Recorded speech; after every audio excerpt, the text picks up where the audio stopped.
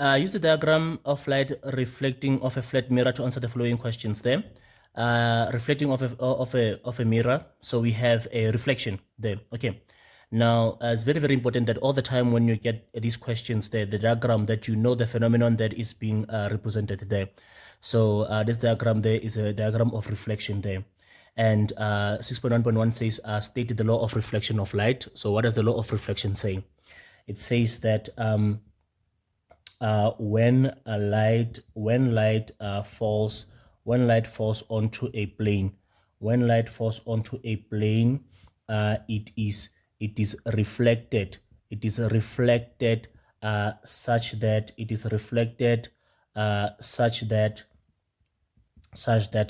the angle of incidence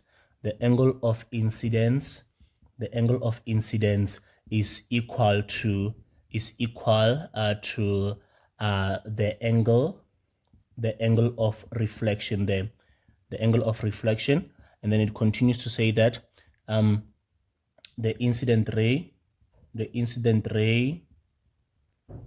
reflected ray,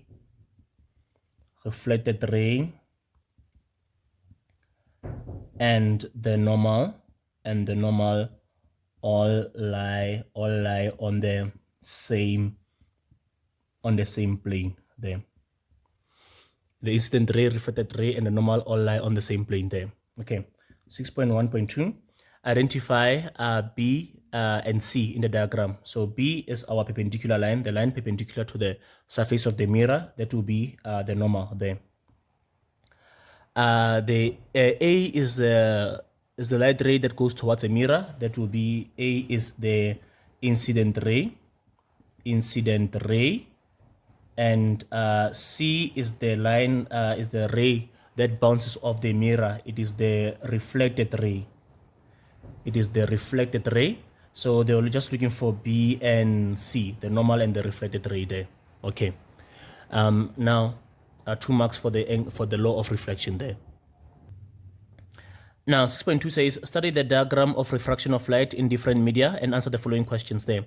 So we see light that goes from medium 1 to medium 2. It bends there. It goes from one medium to the next. It bends. So the phenomenon indicated there that is represented in the diagram is refraction there.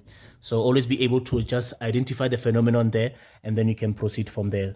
Okay, 6.2.1, define the term refraction. Refraction is the bending of light, the bending of light then as it passes from one medium,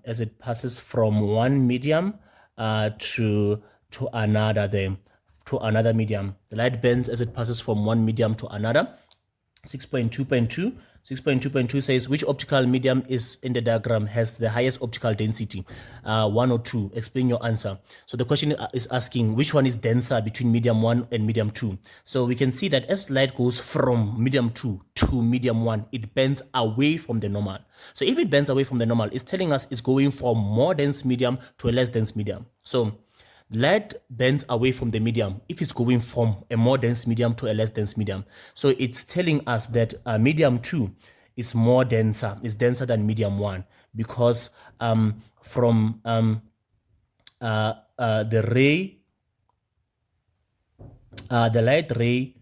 light ray from medium 2, that goes from medium 2 to medium 1, it bends away from the normal there, and that is saying that medium 2 is denser than medium 1 there.